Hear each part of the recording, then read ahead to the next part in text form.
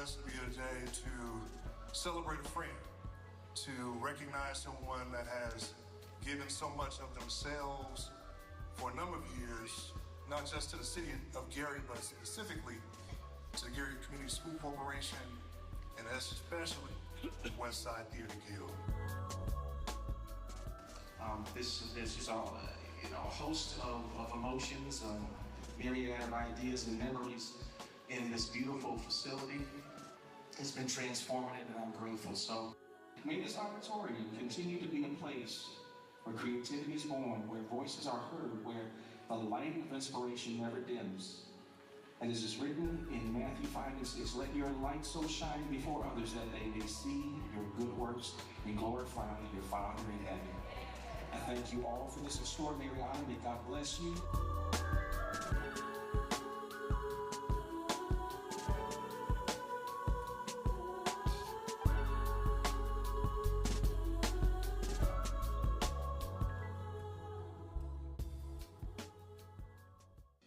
Did you know the City of Gary has a 311 app? You can report any non-emergency request right from your smartphone. Need help dealing with unfair landlords? Use the app. Girl, I just don't understand. I'm paying rent, and my landlord isn't fixing any of the issues in this apartment. What should I do? You know you can report it on the Gary 311 app. Do you have it? What's that? Let me show you. Just go to your app store. Or maybe you need to request the birth certificate. Yeah, I can't find my birth certificate. Oh, it probably just got misplaced during the move. Actually, we can request a new one through the Gary 311 app. Okay. New technology. I'm in. Let me show you. And guess what? You can even report illegal dumping. Look at him. Just dumping his garbage on private property. Well, caught him in 4K. You know we can report him on the Gary 311 app and to GPD's Taste and Tip? That's good. Never feel frustrated again about an issue. Use the Gary 311 app to report all your non-emergency needs. It's a free application that allows users to report community issues, pinpoint the location with GPS, attach photos, and more. All right from your smartphone. Download the Gary 311 app today. Available on iOS and Android. This is a very special day for the city of Gary to have this opportunity. Gary is a historic city, and it's truly a unique opportunity for us to be here. Almost 70 years ago, on April 22nd, 1959, Dr. Martin Luther King Jr. was here to accept the key to the city from then Mayor George Chacharis. Today, as mayor, I'm excited to welcome his daughter, Dr. Bernice King, to our city. She is a global thought leader, a peace advocate, and the CEO of the Martin Luther King Jr. Center for Nonviolence Social Change, the King Center, which was founded by her mother and is a legacy to her late father. And nonviolence is first transformative for the self, so for all those who ever told you, or if you believe that it doesn't work, if it doesn't work, it means that you didn't allow it to work on you first. As you change, you begin to become infectious. I think that's what happened in the movement that my father led and why he was effective in very challenging and difficult times. He immersed himself in nonviolence, not just something that he picked up as a tactic to be utilized in various campaigns and demonstrations, but for him it was a way of life. Starting with the way you think, and then it goes out into the way you speak, act, and engage. And so that's the work that we are doing at the King Center. It's very hard work and heart work, which means it takes much longer for people to get it. But I'm committed to carrying forth that part of his legacy. What's up, everybody? This is Mayor Eddie Melton of the great city of Gary, Indiana, and I have a brief message. Listen, the health and safety of Gary residents is and always will be my highest priority. That's why the city of Gary, through the health department, along with code enforcement, the building department, and the fire department, has taken firm and swift action against several food establishments and grocery stores that violate. Good afternoon, everyone. Welcome to the Gary Planning Commission's meeting for the month of September. I'd like to call this meeting to order and Carla Morgan is here in place of Marco, so would you please do roll call? Yes, roll call to establish quorum. Tom Sarah, Present. Jeremiah King, Adam Hall, Bill Cook, Present. Willie Miller, Present. Alan Harrell, Present. Darren Washington, Sherman Wilson, and William Allen. Present. So out of the 7 members, we have 1, 2, 3, 4, 5 present, so we have quorum. So we have a quorum. So we'll proceed with business. Our first item of business is the approval of the minutes and the agenda. We do have 2 corrections from the minutes that were submitted to us. The one is the date change. There was an error that stated July 24th, and it's actually August 21st meeting. And also there was Professor Mary Ann Casado from the University of Notre Dame. Her name was misrepresented in the minutes. So with those 2 corrections, I'm looking for a motion to approve the minutes and today's agenda. Mr. Chair, I move for passage of the information as presented. I second that motion. Thanks. Roll call, please. Tom Sarah, Yes. Bill Cook, Yes. Will Miller, Yes. Alan Harrell, Yes. Will Allen. Yes. Okay. Motion carries with 5 votes. Okay, thank you very much, Carla. All right, we'll move on to PC 2025-15. That's a rezone to B3 at the address of 423 Bridge Street, rezone from R5 to B5-2. Petitioner is Ronald Bruno. And I want to turn that over to staff for a brief description and recommendation. This is a petition for a rezone. The petitioner has asked for this request after he previously rezoned the rest of the block. This is a bread company on this road that is looking for to expand his business, and we're excited to have that expansion happen. In order for that facility to expand, he needs to extend his property, and that means rezoning this parcel. This used to be a residential block.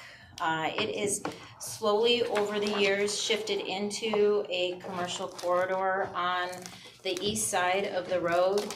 And with the 4th and 5th Streets being one way, this is the block where it transitions, and there's a strong hard turn south to 5th Street, so it's directing a lot of truck traffic down this road.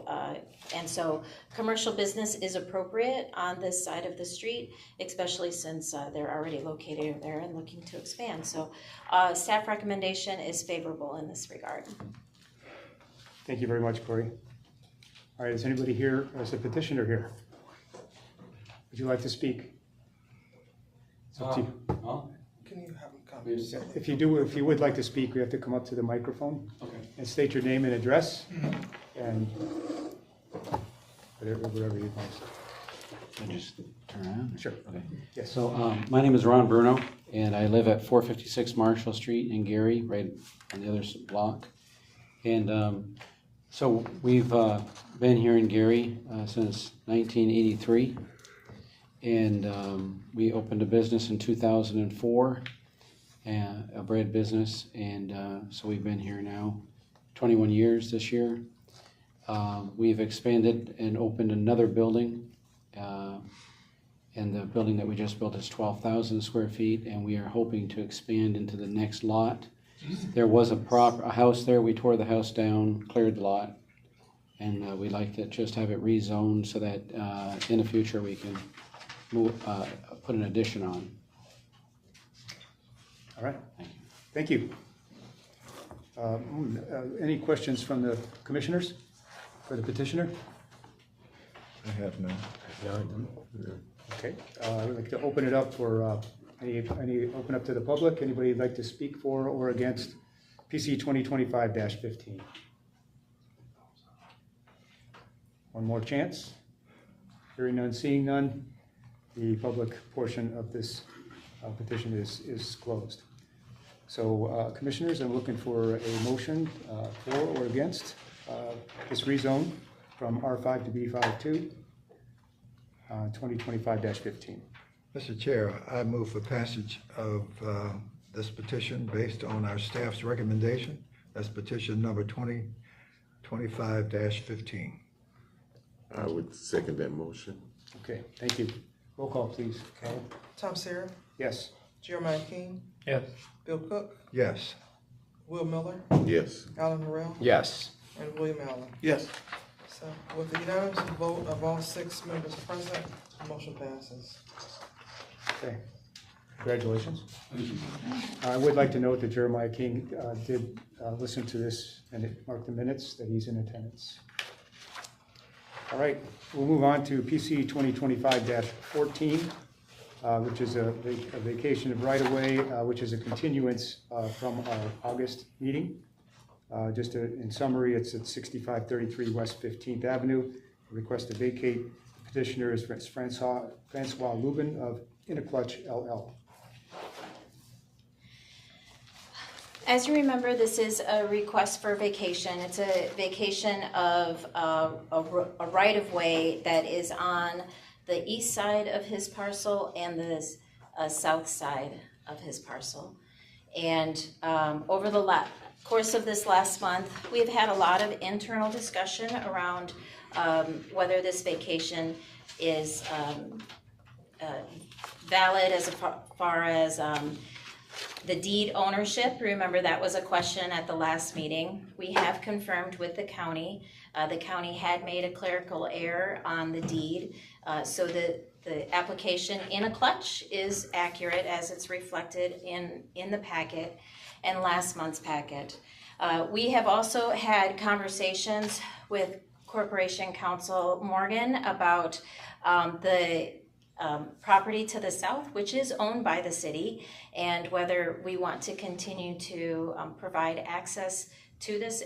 It's affectionately known as the J Pit. So if you're familiar with this area there, we have Director Harris here as well. We've asked him to sign up and make a presentation as far as this relates to the connection to the J Pit on the south. And Attorney Morgan, I'll let you fill in any gaps that I may have missed. Well, just to keep things in order, I don't know if the petitioner wanted to speak again, and then. Yeah. So that concludes my presentation, and I'll let you continue on with the. Do you have a recommendation now or later? Yeah. Well, last month we made a favorable recommendation, and we have not changed our recommendation in the written form. However, I think you may find in our discussion this afternoon that our recommendation may have changed. Okay. Wow. All right, so petitioner Francois here? No. Okay.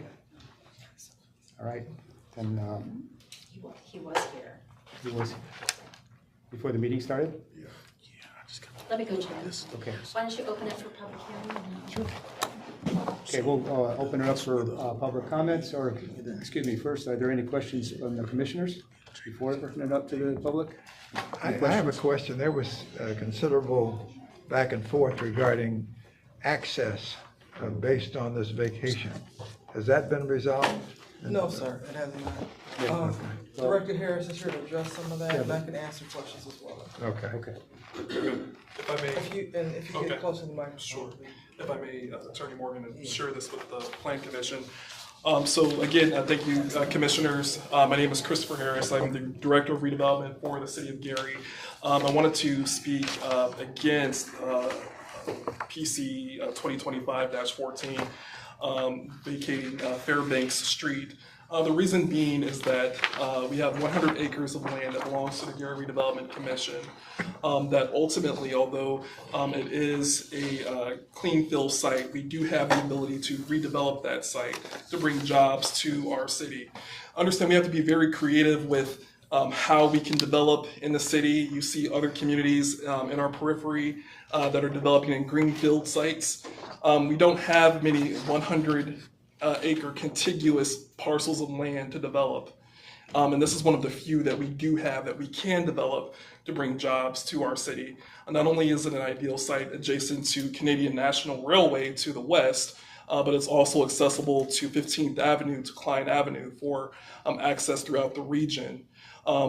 Hindering access on Fairbanks Street would only just make this property less marketable in the future.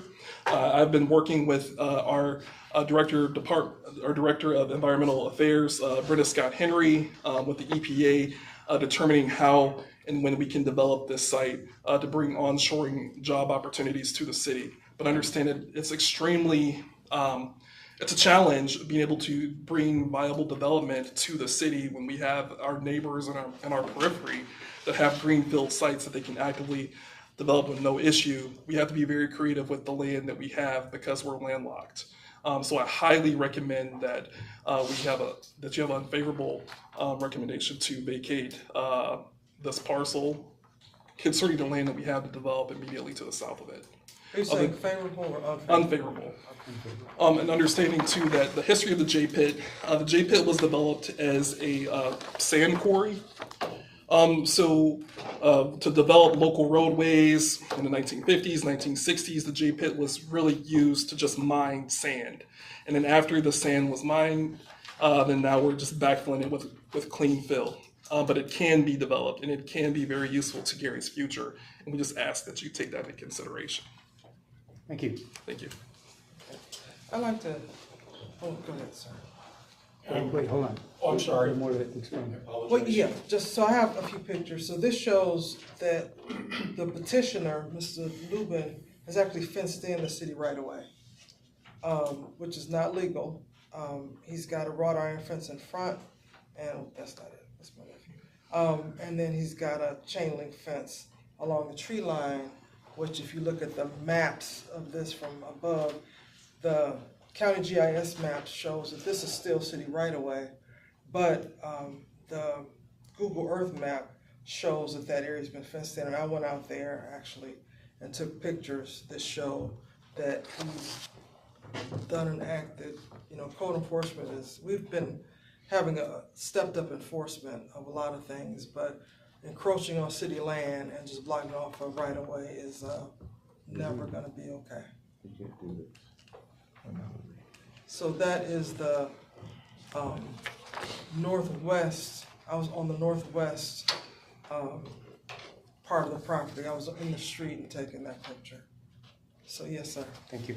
Point of clarification, are you telling us that there was no permit? Because I think we're aware that no fencing or anything can occur without proper permit in those things. So just to clarify, you're telling us that this fence was installed illegally?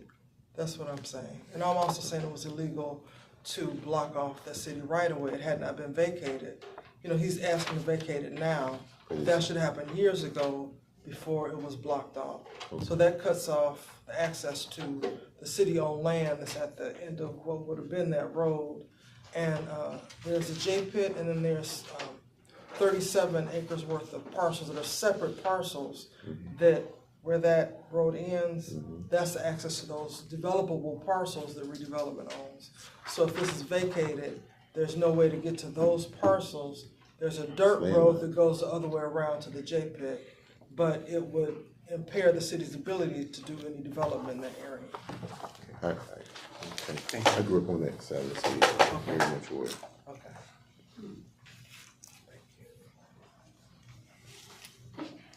Okay, so can I open it up to the public now? Or sure, yeah. Corey, do you have anything to add from the city perspective? No. And Mr. Lubian is not out there. He's not there. Okay, so I will open it up to the public. As a reminder, please state your name and your address, and everybody gets 2 minutes. I'm Robert Golding. I'm an attorney, 1194 Joliet Street in Dyer. I represent Alex Petrowski, who owns these two lots within the subdivision. As I understand the petition is to vacate Fairbanks Street and 17th. The problem here is that if you do that, you're going to effectively landlock my client. I believe this plat of vacation vacated the east half of Hobart Street, but did not vacate the west half of Hobart Street. So right now, my client would be able to go in here, here, and come up into his properties. However, Mr. Lubin, as has been demonstrated here, illegally installed a fence here which blocks off access to Hobart here. So I think that, based on his unlawful activity of blocking this off and the fact that my client will become effectively landlocked, I certainly join in the city's recommendation that this petition be denied. I think it would be inappropriate. And if you'd like this plat to enter it into the record, you're welcome to have it. It's up to you. That's appropriate. Yeah. Okay, thank you. Is there a motion to enter the plat that was provided by Attorney Golding into the record? So moved. Second. Roll call vote, Tom Sarah? Yes. Jeremiah King? Yes. Adam Hall? Oh, I'm sorry, Bill Cook? Yes. Will Miller? Yes. Alan Harrell? Yes. And Will Allen? Yes. Anybody else from the public would like to speak about this? Last chance. Okay, hearing none, seeing none, the public comment portion of this is concluded. Looking for a motion from one of my fellow commissioners for or against the vacation for 2025-14, 6533 West 15th Avenue. Mr. Chair, I recommend we deny 2025-14. I second that motion. Okay. Due to what the staff recommendations were and some illegal activity, I think it's those are reasons. Okay, so roll call, please. Real quick, just a clarification, we're voting to deny, so if I say yes, then I agree with that recommendation. That's correct. Okay. Is there any other discussion on the motion? Just point, the fence that was installed, not only is blocking Fairbanks, but the other gentleman's access Yes, to. sir. So it's twice as bad. Okay. So, in other situations where code enforcement finds illegal fences have been built, we cite the owner or the person who's erected that illegal fence and take them to court. We order them to take the fence down. If they don't take it down, the city will demolish that fence. And we build them. Access the right of way. Looks like it needs work because the weeds have been allowed to grow over that northwest portion of the right of way, but the city would take action if the owner does not immediately respond to the city's request that he unblock the city's right of way. And just to clarify, that expense would then be a part of that process of Right. recouping those dollars. Right, if the city has to do it, we're gonna go after him for the money, and if he doesn't immediately pay, we'll lien the property. So then he'll have to pay when he pays his taxes. Okay. Thank you. I do have a question. Do we need to have a motion to put this into the? Yeah, if you'd like that entered into I think the that should be record. entered into the record as well. Okay, so there's a motion on the table, but you can do a secondary motion to enter that into the Secondary record, motion to enter and then this into the vote record? on the secondary motion and come back and vote on the main motion to deny the petition. Well, motion for this. I'd like to make a motion that we submit the JPIG document or development opportunity information that details the land that the city owns. Second. Second. Okay, thank you. Roll call, please. Tom Sarah? Yes. Jeremiah King? Yes. Bill Cook? Yes. Will Miller? Yes. Alan Harrell? Yes. And Will Allen? Yes. All right, now, we do have another motion that's seconded. Are there any other comments or questions before we proceed to roll call? And this is to deny 2025-14. Roll call, please. Tom Sarah? Yes. Jeremiah King? Yes. Bill Cook? Yes. Will Miller? Yes. Alan Harrell? Yes. Will Allen? Yes. So motion passes 6-0 to deny PC 2025-14 to vacate the right of way. All right, the last item on our agenda today is the comprehensive plan review. Actually, we're just going to reopen public comments. We're not going to review it. Are we going to have, I'll turn it over to you for introduction. Yeah.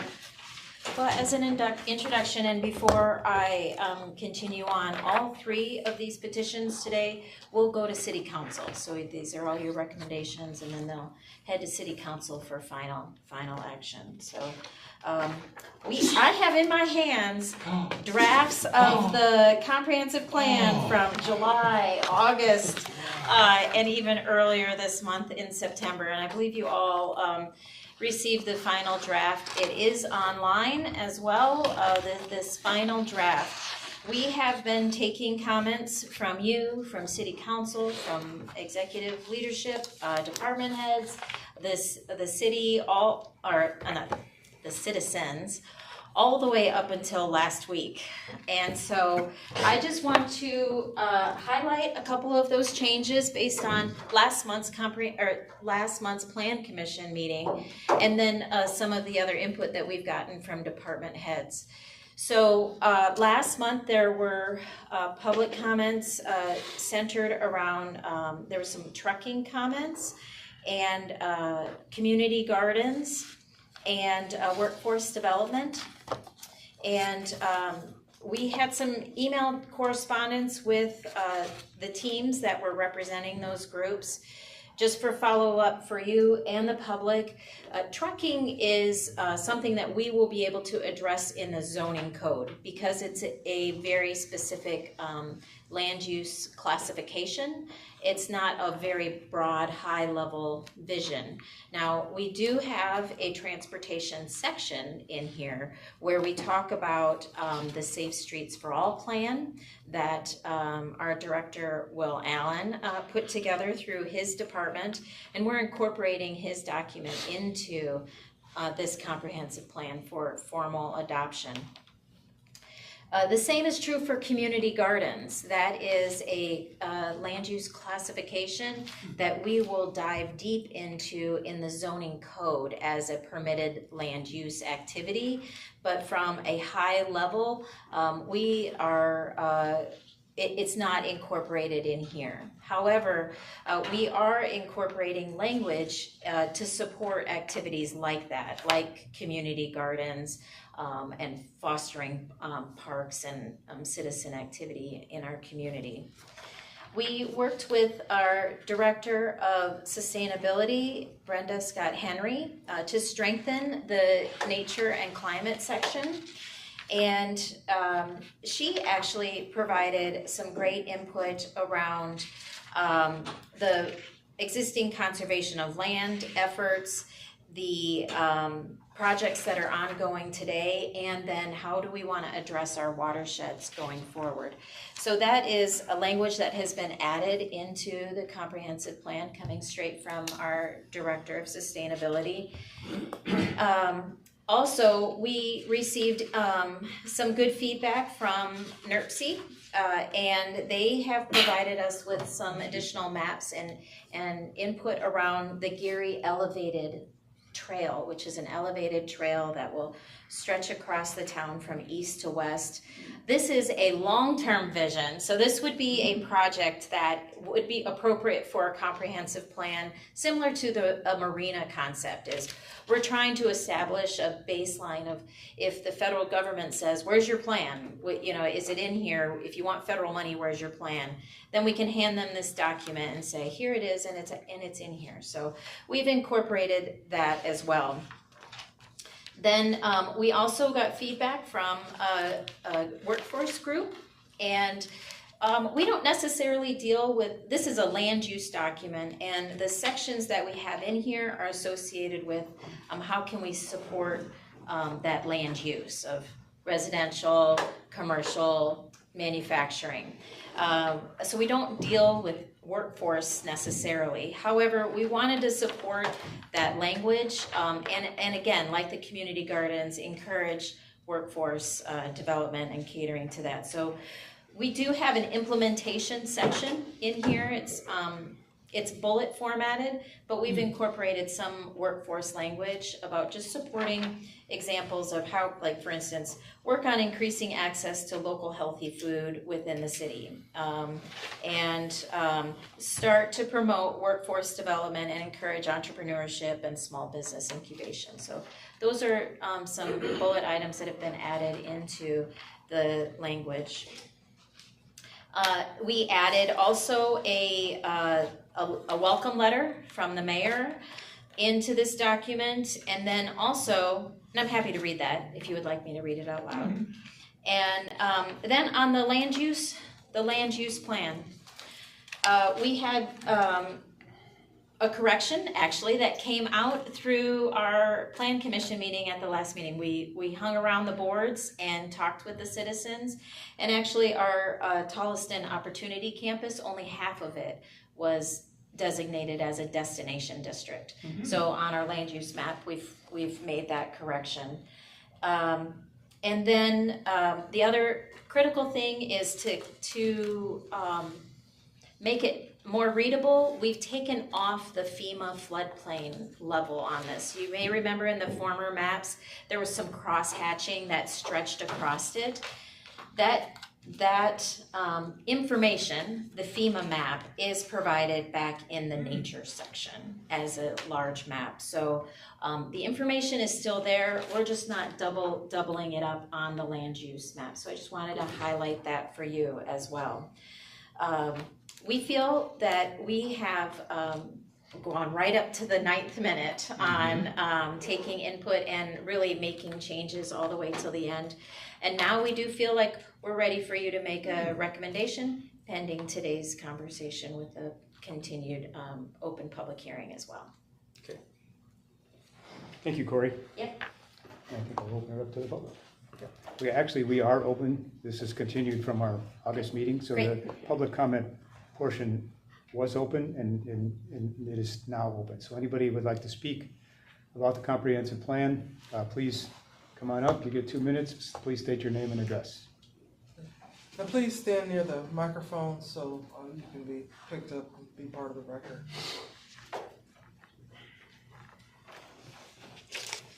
That's good enough right here.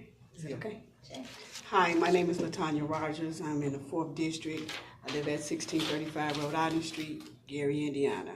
I'm here to speak on behalf of the Pulaski community and on behalf of the abandoned school that was added to the comprehensive plans at the last minute.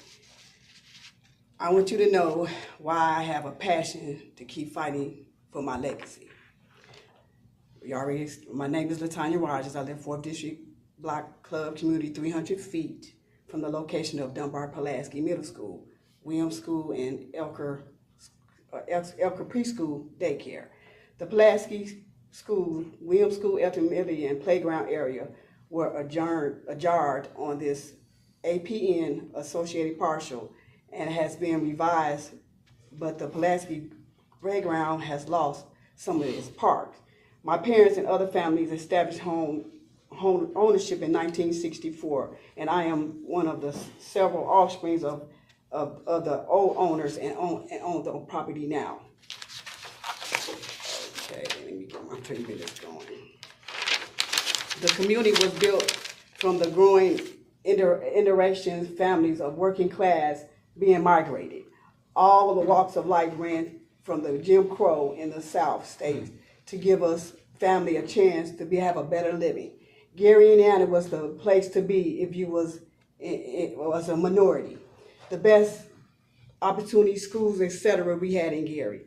The Polish in the early 20s decided to build Dunbar Pulaski as a hub, as a culture of a society for society activities and give minorities houses to have from relocating from the South. I am here today to voice a concern for the sudden added school properties to these comprehension plan. The residents who live 300 feet has not been given a formal address. We're asking for a formal address for the people who's affected 300 feet that has not been addressed, has not had an opportunity to speak on this behalf. So in this meeting, in the meeting, this was changed. Some people, my organization was told Marquette, but I didn't get the memo that it was changed here. So I want to give them the opportunity to come forth. I'm not asking for you to not vote on the comprehension plan. I'm asking you just to delay the schools that was added to this comprehensive plan without us being notified 300 feet. Mr. Carter did notify us, we voted on that, but he passed. Now, all of this all the schools has been added to this comprehensive plan. And I don't think that out of respect for the people who live 300 feet, they need to be advised and sent notices of what their plans are to do with their areas. Thank you. All right. Okay, who's next? Anybody else? I'll take a shot. I didn't mean shot. Yeah, be careful. Good afternoon. My name's Jim Nowacki. I live in the 2nd District. And this will now be the 4th comprehensive plan that I've participated since I've been in Gary the last 25 years. There was the first year I came here, and then there's been the 3 more. So this is now the 4th comprehensive plan that I've participated in. And I'm excited about this one because it's really so small. And the previous plans, I don't know if you've noticed, they were very, very thick. If you go to the county library, right there on Route 30, you will find a shelf full of planning in Gary. I don't know if you're familiar with that, Ms. Sharp, but it's about 8 feet of plans for the city of Gary. In other words, the city of Gary has plans, and eventually they end up on the shelf at the county library. Now, this is the 4th master plan we've had here, and I'm excited that we've got a comprehensive plan, as you noted, that's been edited down, because just because it's a big plan doesn't mean it's a good plan. As a matter of fact, I would even make the conclusion that if those big plans were so good, we would just take that off of the shelf and go to Kinko's and submit it again. So I think this is exciting that we've got a new plan. It's comprehensive, but it's also concise. And I don't know what's in it, but I was excited about that we've got bullet points. Because the reason we've got a comprehensive plan is not because we're going to do what's in the plan. As a matter of fact, Ms. Sharp even said, it's not we're going to do this in Gary. It's we need a comprehensive plan so we can go to different entities that give grants and things. So we have to have a comprehensive plan if we're going to beg for money. It's not because we want to do what's in the comprehensive plan. We just want money for the things we put in the comprehensive plan. Doesn't mean we're going to do them, but so I'm going to urge you to pass the comprehensive plan. I know Ms. Sharp has been working on it for a long time. I haven't seen it. I don't know if you've seen it or not, but let's vote for it. And if it's not any good, we're going to find out in a few years when we have another comprehensive plan. Thank you.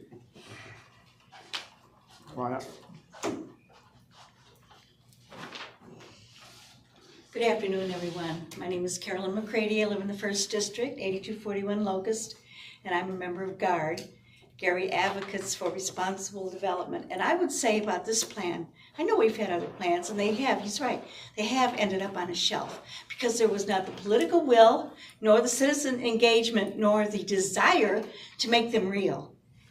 We know that we are starting to rebuild the city of Gary from the ground up, and this time we want to do it right. And I think that the fact that we had the level of citizen engagement that we've had on these plans, Jim can say he's never seen it. He was at all the meetings I was at. So I don't know why he didn't see it. Oh, okay. Anyway, a lot of people saw the plans. Hundreds of people saw the plans and had an opportunity to look at the plans and say what they thought about what should go there, what makes sense for the community. Now, he's also right. That doesn't mean that what we think should go there or what the Plan Commission has suggested is going to go there. We know that because that depends on the RFPs that put out and the developers that respond and what they say they want to do. And as I have explained to people that are not as familiar with the process, that it takes a while for a development to become real. But there's a lot of citizen engagement, and that is the thing that I love about living in Gary at this time and place. I've been through 40 years of that not happening, with the exception of Richard Hatcher. You know, just things happening behind the scenes. And you didn't know what or why. So the guessing game is over, and now we have actual ways in which to rebuild our city that probably won't make everyone happy, but at least it is a way of doing it that is democratic with a small d, that includes the people. And I just say, congratulations, Corey Sharp. We are so glad that you are here, and we're so glad that everyone on her team, and that our new zoning administrator is here also, and our engineers. So I'm just happy. Thank you. Thank you. Anyone else? Okay, hearing none, last chance. Hearing none, seeing none, the public portion is over. But you can still speak. Thank you, Mr. President. I just wanted to provide some background around some of the comments that were made during the public hearing. First of all, I should have done this at the very beginning. I want to thank MKSK. They are the author of and really the graphic artist for this plan. It is very concise. We started with the 2019 comprehensive plan as the foundation. Our goal was to update that plan, not recreate the wheel. So that is what we have done. We have also, while the meat of this document is just this big, we are, as I've shared with you, attaching all of our recent plans into the appendix. And so it will end up being a very large plan but we're gonna keep the appendix separate because they're large documents, and but we do want them adopted by City Council. So some of the plans are Mr. Will Allen's Safe Streets for All program. While we incorporate that into the appendix, it would be adopted by council. Another one would be the Downtown Gary Vision and Action Plan. That's the plan that the University of Notre Dame Housing and Community Regenerative Initiative did, and she came and spoke last month. The Climate Ready Gary Plan, that was done by Director Brenda Scott Henry in 24. The Gary Metro TOD Strategic Implementation Plan and the Gary Miller TOD Implementation Plan, the Gary Regional Intermodal Plan, the Parks Master Plan, the NERC Regional Plan, the Gary Airport Master Plan, and the Gary Green Infrastructure Plan. The last one was previously included in the 2019 plan, but it is still very valid, and I know that the green team, so to speak, is actively working that plan. So again, having those documents adopted as a part of this will be incorporated into the appendix. And then finally, just to address Ms. Rogers' comments about public notification. So this is not a rezone. These redevelopments, as our fellow citizens have shared, these are vision ideas. So when these properties are actually zoned residential, or they're zoned commercial or institutional right now. Any new development that actually happens, we have to look at this plan and say, okay, does it conform with this?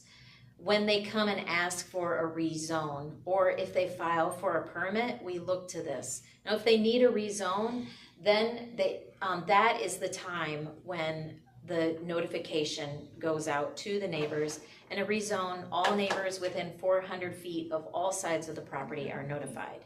If it's a variance request, that's 100 feet on all four sides. So the notification for this comprehensive plan was citywide, and so newspaper publications were used to publicize these meetings. And that concludes my comments, unless you have specific questions for me. Any questions, commissioners? No, I have not. Nope. So, all right, well. So the comment from the concern really isn't a concern until something happens, is close to the thought. And those neighbors will absolutely be notified of any development. assuming they need to rezone or get any variance through the Board of Zoning Appeals or the Plan Commission. Because these are just ideas right now. It's not an actual development plan where we see what structures are being torn down, what's being kept, where are the parking lots, what houses are going in, what's the spacing of these houses. We actually have no clue. We won't know until we have a plan in front of us from a developer, from a private property owner. Thank you. Go ahead. Fellow commissioners, I'm looking for a motion for or against. Mr. Chair, the I'd like to adoption make a of the- motion that we adopt the city's redevelopment plan. Second that one. Okay. Did you second it? I did second that, Okay, yes. so we do have a motion and a second. Carla, roll call, please. Are there any comments from commissioners before you vote? Okay. All right, roll call, Tom Sarah. Yes. Jeremiah King. Yes. Bill Cook. Yes. Will Miller. Yes. Alan Harrell. Yes. Will Allen. Yes. Okay, motion passes 6-0. So the next thing we'll do is submit this to the city council for their consideration. There also will be a public hearing at that point. So that's what we do. It's step one at least. Yeah. Right? All right. So that's the end of business. Our next meeting is October 16th, 2025 at 3:30 p.m. for everybody to know that, which is a Thursday. So a motion to adjourn, please. Is a location to be determined? I believe so. It's in Campbell. Hudson County. So we're going to put that in the minutes that unless there's a 3:30 change. Hudson 3:30 Hudson County. Second the motion to adjourn. Motion to adjourn, please. I second that motion. Oh. Make a motion that we Okay. adjourn. We're adjourned. Who made the motion? I make a motion. All in favor? All in favor? Aye. Any opposed? All right. Sure, how do you navigate the